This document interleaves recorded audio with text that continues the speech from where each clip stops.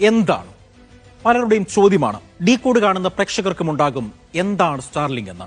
Starlink എന്ന് പറയുന്നത് ഭൂമിയുടെ ഉപരിതലത്തോട് ചേർന്നുള്ള ആയിരക്കണക്കിന് ഉപഗ്രഹങ്ങളെ ആശ്രയിക്കുന്ന ഒരു ഉപഗ്രഹ ഇന്റർനെറ്റ് ശൃംഖലയാണ് ഈ സ്റ്റാർലിങ്ക് എന്ന് പറയുന്നത്. താഴ്ന്ന ഭൂമിയെ ചുറ്റി ഉപഗ്രഹങ്ങളുടെ ഈ കൂട്ടം അതിവേഗ ബ്രോഡ്ബാൻഡ് ഇന്റർനെറ്റ് സേവനങ്ങൾ നൽകുന്നത് ഉപഗ്രഹത്തിൽ നിന്നും ഉപഗ്രഹത്തിലേക്കും ഗ്രൗണ്ട് സ്റ്റേഷനുകളിലേക്കും സിഗ്നലുകൾ കൈമാറുന്നു എന്നുള്ളതാണ്. താഴ്ന്ന ഭൂമിയെ ചുറ്റുന്ന ആയിരക്കണക്കിന് ഉപഗ്രഹങ്ങളിൽ അതിവേഗ കുറഞ്ഞ ലേൻസിറ്റി ബ്രോഡ്ബാൻഡ് ഇന്റർനെറ്റ് കൈമാറുന്ന ഒരു വികസ്വര ഉപഗ്രഹ നക്ഷത്ര സമൂഹമാണ് ഈ സ്റ്റാർലിങ്ക് എന്ന് പറയുന്നത്. ആരാണ് ഈ സ്റ്റാർലിങ്ക് എന്ന് പറയുന്ന ഇതിന്റെ ആശയം കൊണ്ടുവന്നത്? തീർച്ചയായും സ്ക്രീനിൽ കാണുന്നത് പോലെ തന്നെ ഇലോൺ മസ്കിന്റെ സംരംഭമാണ് സ്റ്റാർലിങ്ക് എന്ന് പറയുന്നത്. ശതകോടീശ്വരനും നിലവിൽ ട്രംപ് ഭരണകൂടത്തിന്റെ അംഗവുമായ ഇലോൺ മസ്കിന്റെ ഉടമസ്ഥതയിലാണ് സ്റ്റാർലിങ്ക്. മസ്കിന്റെ ബഹിരാകാശ പരിവേഷണ കമ്പനിയായ സ്പേസ് എക്സ് നടത്തുന്ന ഈ ടെലി കമ്മ്യൂണിക്കേഷൻ സേവനം ആഗോള ഇന്റർനെറ്റ് കവറേജ് നൽകാൻ തന്നെ ലക്ഷ്യമിടുന്നു. 2018 ഫെബ്രുവരി 22 2 പരീക്ഷണ സാറ്റലൈറ്റുകൾ വിക്ഷേപിച്ചാണ് ഈ നെറ്റ്വർക്കിന് സ്പേസ് എക്സ് തുടക്കമിട്ടത്. സ്പേസ് എക്സിന്റെ ഈ തുടക്കം തന്നെ വലിയ വിപ്ലവകരമായ ഇടമായിരുന്നു വാർത്തകളിൽ നേടിയത്. സ്റ്റാർലിങ്ക് ഇന്ത്യയിലേക്ക് വരുമ്പോൾ എന്താണ് സംഭവിക്കുക എന്നുള്ളതാണ് ഇന്ത്യയിലുള്ള ജനങ്ങൾ ഒന്നടങ്കം തന്നെ ചോദിച്ചുകൊണ്ടിരിക്കുന്നത്. അതെ, ലോകത്തെ തന്നെ ഏറ്റവും കുറഞ്ഞ നിരക്കിൽ മികച്ച ഇന്റർനെറ്റ് സേവനം ലഭ്യമാക്കുന്ന രാജ്യങ്ങളിൽ ഒന്നാണ് നമ്മുടെ രാജ്യം. അത് മൊബൈൽ ഇന്റർനെറ്റ് ആയാലും ബ്രോഡ്ബാൻഡ് കണക്ഷൻ ആയാലും ആ മാർക്കറ്റിലേക്കാണ് ഇലോൺ മസ്കിന്റെ ഉപഗ്രഹ ഇന്റർനെറ്റ് ശൃംഖലയായ സ്റ്റാർലിങ്ക് വരുന്നത്. ഇന്ത്യയിലേക്ക് സ്റ്റാർലിങ്ക് വരുന്നത് സാധാരണ യൂസർമാർക്ക് ഇപ്പോൾ ലഭ്യമാക്കുന്നതിനേക്കാൾ കൂടുതൽ മെച്ചപ്പെട്ട സേവനമോ ഒരുപക്ഷെ കുറഞ്ഞ നിരക്കോ ഒന്നും ഉടനടി നൽകാൻ പോകുന്നില്ല എന്നുള്ളത് ഒരു യാഥാർത്ഥ്യം തന്നെയാണ്. നിലവിൽ നമുക്കറിയാം, ജിയോയും എയർടെലും അടക്കമുള്ള കുത്തക കമ്പനികൾ നമ്മൾ ഡേറ്റ ഉപയോഗത്തിന് ഭീമമായ തുകയാണ് ചാർജ് ഈടാക്കുന്നത്. അതിന് 4 ഇരട്ടി തുക ഒരുപക്ഷെ സ്റ്റാർലിങ്ക് ഈടാക്കിയേക്കും എന്നുള്ളതാണ് വിദഗ്ധർ പറയുന്നത്. ഉപഗ്രഹം വഴി മാത്രം ഇന്റർനെറ്റ് സേവനം ലഭ്യമാക്കാൻ പറ്റുന്ന ചില സ്ഥലങ്ങളുണ്ട് നമ്മുടെ രാജ്യത്ത്. ഉദാഹരണത്തിന് പർവ്വത മേഖലകൾ, മലമേഖലയിൽ മുകളിലൊക്കെ പലപ്പോഴും ഇന്റർനെറ്റ് ലഭ്യമാകാത്ത സാഹചര്യങ്ങളാണുള്ളത്. പിന്നെ കാടുകൾക്കിടയിൽ ഒറ്റപ്പെട്ട് കിടക്കുന്ന ഗ്രാമങ്ങൾ. ഇന്ത്യയുടെ പല ഗ്രാമങ്ങളും, പ്രത്യേകിച്ച് ഈ വനമേഖലയോട് ചേർന്ന് കിടക്കുന്ന ഗ്രാമങ്ങൾ, ആ ഗ്രാമങ്ങളിലൊക്കെ തന്നെയും ഇപ്പോഴും ഇന്റർനെറ്റ് എന്നുള്ളത് ഒരു സ്വപ്നം മാത്രമാണ്. അവിടെ ഈ സ്റ്റാർലിങ്കിന് ഉപയോഗമേറെയുണ്ട്. പിന്നീട് കടലിലെ ചെറുദ്വീപുകളിൽ എന്നിങ്ങനെയൊക്കെയാണ് സ്റ്റാർലിങ്കിന്റെ സാറ്റലൈറ്റ് ഇന്റർനെറ്റ് സേവനങ്ങൾ വാങ്ങാൻ ആളുണ്ടായേക്കാം എന്നുള്ളൊരു പ്രതീക്ഷ ഈ മസ്കിന്റെ കമ്പനിക്കുള്ളത്. പക്ഷേ അതിനേക്കാൾ വലിയ മാർക്കറ്റ് വിമാനങ്ങളും കപ്പലുകളുമാണ്. യാത്രക്കിടെ വിമാനത്തിലും കപ്പലും ഇന്റർനെറ്റ് സേവനം കിട്ടണമെങ്കിൽ ഉപഗ്രഹങ്ങൾ തന്നെ ഉപയോഗിക്കണം. അവിടെ പല കമ്പനികളും സ്റ്റാർലിങ്കിലേക്ക് തിരിയാനുള്ള സാധ്യതയുമുണ്ട്. ലോകത്താകെ 46 ലക്ഷം ഉപഭോക്താക്കളാണ് നിലവിൽ സ്റ്റാർലിങ്കിനുള്ളത്. എയർടെലും ജിയോയും. എന്താണ് എയർടെലും ജിയോയും ഈ കരാറുമായി ബന്ധപ്പെട്ട് മുന്നോട്ട് വരാനുള്ള കാരണമെന്ന് നമുക്ക് നോക്കാം. ഇന്ത്യയിൽ ജിയോയ്ക്ക് മാത്രം 47 കോടിക്കടുത്ത് യൂസർമാരുണ്ട്. എയർടെലിന് 28 കോടിയും. 2024 മാർച്ച് 31 വരെയുള്ള കണക്കനുസരിച്ച് ഇന്ത്യയിൽ ആകെ ഇന്റർനെറ്റ് യൂസർമാർ 95 കോടിക്കടുത്താണ്. 95% ഇന്ത്യൻ ഗ്രാമങ്ങളിലും ഇന്റർനെറ്റ് ലഭ്യമാക്കണമെന്നാണ് കേന്ദ്ര സർക്കാരിന്റെ കണക്ക്. ഇങ്ങനെയൊരു മാർക്കറ്റിന്റെ ഒരു ചെറിയ ഭാഗമെങ്കിലും കിട്ടിയാൽ സ്റ്റാർലിങ്കിന് അത് വലിയ നേട്ടമാകും. അതാണ് അവർ ഇന്ത്യയിൽ ലക്ഷ്യമിടുന്നത്. നേരിട്ട് മൊബൈൽ ഫോണുകളിലേക്ക് സ്റ്റാർലിങ്ക് ഇന്റർനെറ്റ് ലഭ്യമാക്കുന്ന സാങ്കേതിക വിദ്യ വികസന ഘട്ടത്തിൽ തന്നെയാണ്. അടുത്ത തലമുറ ഉപഗ്രഹങ്ങൾ വിക്ഷേപിച്ചാൽ ഒരുപക്ഷെ ഈ സ്വപ്നം അല്ലെങ്കിൽ ഈ സേവനം സാർവത്രികമാകുമെന്നുള്ളൊരു പ്രതീക്ഷയാണുള്ളത്. നേരിട്ട് മൊബൈൽ സാറ്റലൈറ്റ് കണക്ടിവിറ്റി ലഭ്യമായാൽ കൂടുതൽ പേർ ഈ സേവനം തിരഞ്ഞെടുക്കാം എന്നുള്ളതാണ് ഏറ്റവും പ്രധാനമായും പറയാനുള്ളത്.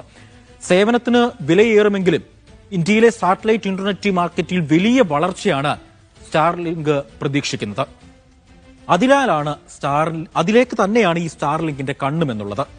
ഇന്ത്യയുടെ അയൽ രാജ്യങ്ങളിലും ഈ സേവനം കിട്ടുന്നു എന്നുള്ളതാണ് യാഥാർത്ഥ്യം. ഇന്ത്യയുടെ അയൽ രാജ്യങ്ങളിൽ പോലും സ്റ്റാർലിങ്കിന്റെ സേവനങ്ങൾ ലഭ്യമാക്കും.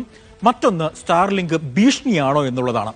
സ്റ്റാർലിങ്ക് ഭീഷണിയാണോ എന്നുള്ളതിന്റെ ഒരു പ്രധാന കാരണം ഇതാണ്. സ്റ്റാർലിങ്കിന്റെ ഇന്ത്യയിലേക്കുള്ള വരവ് വലിയ ആശങ്കകൾ ഉയർത്തുന്നുണ്ട്. ഒരു വിദേശ കമ്പനിയായ സ്റ്റാർലിങ്കിന് ഇന്ത്യയുടെ ആശയവിനിമയ സംവിധാനങ്ങളിൽ ഇത്രയധികം നിയന്ത്രണം ലഭിക്കുന്നത് ദേശീയ സുരക്ഷയ്ക്ക് ഭീഷണിയാകുമോ എന്നുള്ളതാണ്. യുക്രൈനിൽ സംഭവിച്ചതുപോലെ ഒരു സ്വകാര്യ കമ്പനി തങ്ങളുടെ താൽപര്യങ്ങൾക്കനുസരിച്ച് സേവനം നിർത്തിയാൽ എന്ത് സംഭവിക്കും? ഇന്ത്യയിൽ അടിയന്തര സാഹചര്യങ്ങളിൽ സ്റ്റാർലിങ്കിനെ ആശ്രയിക്കേണ്ടി വന്നാൽ ആ നിയന്ത്രണം ആർക്കായിരിക്കും? ഇന്ത്യൻ സർക്കാരിനോ മസ്കിനോ സ്റ്റാർലിങ്കിന്റെ ഡേറ്റ സുരക്ഷയും ഒരു പ്രശ്നം തന്നെയാണ്. ഇന്ത്യയിലെ ഉപഭോക്താക്കളുടെ വിവരങ്ങൾ ഒരു അമേരിക്കൻ കമ്പനിയുടെ കൈകളിൽ എത്തുന്നത് സ്വകാര്യതയെ വലിയ രീതിയിൽ ബാധിക്കും. സൈനിക ആശയവിനിമയങ്ങൾക്ക് സ്റ്റാർലിങ്ക് ഉപയോഗിച്ചാൽ ആ ഡേറ്റ ലീക്ക് ആക്കം കൂട്ടാനുള്ള സാധ്യതയും ഒഴിവാക്കി കളയാൻ കഴിയില്ല. CPM ഒരു നിലപാട് ഈ വിഷയത്തിൽ സ്വീകരിച്ചിട്ടുണ്ട്. അതായത് CPM പറഞ്ഞിരിക്കുന്നത് ടെലികോം കമ്പനികളായ ജിയോയും എയർടെലും സ്റ്റാർലിങ്കുമായി സഹകരിക്കുന്ന സമീപകാല റിപ്പോർട്ടുകൾ ഗുരുതരമായ ചോദ്യങ്ങൾ ഉയർത്തുന്നുവെന്നാണ് CPMന്റെ പോളിറ്റ് ബ്യൂറോ പറയുന്നത്. കൃത്രിമ ഉപഗ്രഹങ്ങളുടെ സഹായത്താൽ രാജ്യത്ത് അതിവേഗ ഇന്റർനെറ്റ് സേവനങ്ങൾ ലഭ്യമാക്കുമെന്ന വാഗ്ദാനം നിറവേറ്റുമ്പോഴും കമ്പനികൾ ഇലോൺ മസ്കിന്റെ സ്റ്റാർലിങ്കുമായി സഹകരിക്കുന്നത് ഈ സഹകരണം, സ്പെക്ട്രം വിതരണം, ദേശീയ സുരക്ഷ എന്നീ കാര്യങ്ങളിൽ ആശങ്കയുണ്ടാക്കുന്നു എന്നാണ് PB പ്രസ്താവനയിൽ പറയുന്നത്. മറ്റൊന്ന് യുക്രൈൻ നൽകുന്ന പാഠമാണ്. ഒരുപക്ഷെ പ്രേക്ഷകർക്ക് അത് വായിച്ച് വാർത്താ മേഖലകളിൽ കൂടെ തന്നെ പ്രേക്ഷകർക്ക് അറിയാവുന്നൊരു കാര്യം തന്നെയാണ്. 2022 റഷ്യയുടെ ആക്രമണം തുടങ്ങിയപ്പോൾ യുക്രൈന്റെ വാർത്താവിനിമയ സംവിധാനങ്ങൾ പൂർണ്ണമായി തകർന്നടിയുകയുണ്ടായി. ഈ വാർത്താവിനിമയ സംവിധാനങ്ങൾ തകർന്നടിയപ്പോൾ ഒരു രക്ഷകനെ പോലെ യുക്രൈനെ താങ്ങി നിർത്തിയത് സ്റ്റാർലിങ്ക് ആയിരുന്നു. എന്നാൽ പിന്നീടാണ് ഇതിലെ ചതി പുറത്താകുന്നത്. റഷ്യയും അമേരിക്കയും കൈകൊടുത്ത് യുക്രൈന് ചതിയൊരുക്കിയ കഥയുടെ നാൾ വഴികളാണ് ഇനി ഞാൻ പറയാൻ പോകുന്നത്. യുക്രൈന്റെ ഇന്റർനെറ്റ്, ടെലിഫോൺ, റേഡിയോ തുടങ്ങിയ ആശയവിനിമയ സംവിധാനങ്ങൾ റഷ്യ ആക്രമണത്തിൽ തകർന്നു. ഈ സാഹചര്യത്തിൽ യുക്രൈൻ ഡിജിറ്റൽ ട്രാൻസ്മിഷൻ മന്ത്രി മിഖായിലോ ഫെർഡോറോവ് എലോൺ മസ്കിനോട് സഹായം അഭ്യർത്ഥിച്ചു. ആ സഹായം ഇങ്ങനെയായിരുന്നു. സഹായമസ്തനായ മസ്ക് സ്റ്റാർലിങ്ക് ടെർമിനലുകൾ യുക്രൈനിലേക്ക് എത്തിച്ചു. ഇന്റർനെറ്റ് സേവനം നൽകി ഈ സേവനം സൈന്യത്തിന് ഡ്രോണുകൾ നിയന്ത്രിക്കുവാനും തത്സമയ വിവരങ്ങൾ കൈമാറുവാനും ആശുപത്രികൾക്കും ജനങ്ങൾക്കും ആശയവിനിമയം നിലനിർത്താനും സഹായിച്ചു. സ്റ്റാർലിങ്ക് ഞങ്ങളുടെ മൂല്യമേറിയ നക്ഷത്രമാണ്, ഒരു യുക്രൈൻ ഉദ്യോഗസ്ഥൻ പറഞ്ഞത് ഇങ്ങനെയാണ്. പക്ഷേ ആ മൂല്യമേറിയ നക്ഷത്രത്തെ പിന്നീട് ഇലോൺ മസ്ക് കൈകാര്യം ചെയ്യുന്നത് വേറെ തലത്തിലായിരുന്നു എന്ന് മാത്രം. ഈ സേവനത്തെ അവർ ആശ്രയിച്ചിരുന്നതിന്റെ ഏറ്റവും വലിയ തെളിവാണ് അദ്ദേഹത്തിന്റെ വാക്കുകൾ. 47,000-ലധികം സ്റ്റാർലിങ്ക് ടെർമിനലുകൾ യുക്രൈനിൽ പ്രവർത്തിക്കുന്നുണ്ട് എന്നാണ് കണക്കുകൾ. ഇത് സൈന്യത്തിന്റെ ഡ്രോൺ ആക്രമണങ്ങൾ, തത്സമയ ചിത്രങ്ങൾ, ആശയവിനിമയം എന്നിവയ്ക്ക് അത്യന്താപേക്ഷിതമാണ്. സ്റ്റാർലിങ്ക് നിന്നാൽ ഡ്രോൺ പ്രവർത്തനങ്ങൾ പൂർണ്ണമായും നിശ്ചലമാകും. പിന്നീട് ഒരു മിനിറ്റുകൾക്കുള്ളിൽ തന്നെ ഇതെല്ലാം തന്നെയും തകരുമെന്നുള്ളതാണ്. റഷ്യയ്ക്ക് മറ്റ് ആശയവിനിമയ സംവിധാനങ്ങൾ തടയാൻ കഴിയുമെങ്കിലും സ്റ്റാർലിങ്കിന്റെ സാറ്റലൈറ്റ് സാങ്കേതിക വിദ്യ അവർക്ക് തടുക്കാൻ പ്രയാസമാണ്. അതുകൊണ്ടാണ് ഈ സേവനം യുക്രൈന്റെ നട്ടെല്ല് എന്ന് വിളിക്കപ്പെടുന്നത്. 2025 എത്തുകയാണ്. കാര്യങ്ങൾ ആകെ മാറിമറിഞ്ഞു. ഡൊണാൾഡ് ട്രംപ് വീണ്ടും US പ്രസിഡന്റായി അധികാരത്തിൽ വന്നു. യുക്രൈനോടുള്ള നിലപാട് കടുപ്പമായി മാറി ട്രംപിന്റേത്. ട്രംപ് ഭരണം റഷ്യയുമായുള്ള യുദ്ധം അവസാനിപ്പിക്കാനും യുക്രൈന്റെ വിലപ്പെട്ട ധാതുക്കൾ US ലഭ്യമാക്കാനും ഒരു കരാർ ആവശ്യപ്പെട്ടു. എന്നാൽ യുക്രൈൻ പ്രസിഡന്റ് വ്ളാഡിമിർ സെലൻസ്കി ഈ കരാർ അംഗീകരിക്കാൻ വിസമ്മതിച്ചു. ഈ കരാർ ഞങ്ങളുടെ താൽപര്യങ്ങൾ സംരക്ഷിക്കുന്നില്ല എന്ന് സെലൻസ്കി മ്യൂണിക് സെക്യൂരിറ്റി കോൺഫറൻസിൽ തുറന്നടിച്ചു. ഇതോടെ US ഒരു ഞെട്ടിക്കുന്ന നീക്കം നടത്തി. സ്റ്റാർലിങ്ക് സേവനം നിർത്തിവെക്കണമെന്ന് ഭീഷണി മുഴക്കി.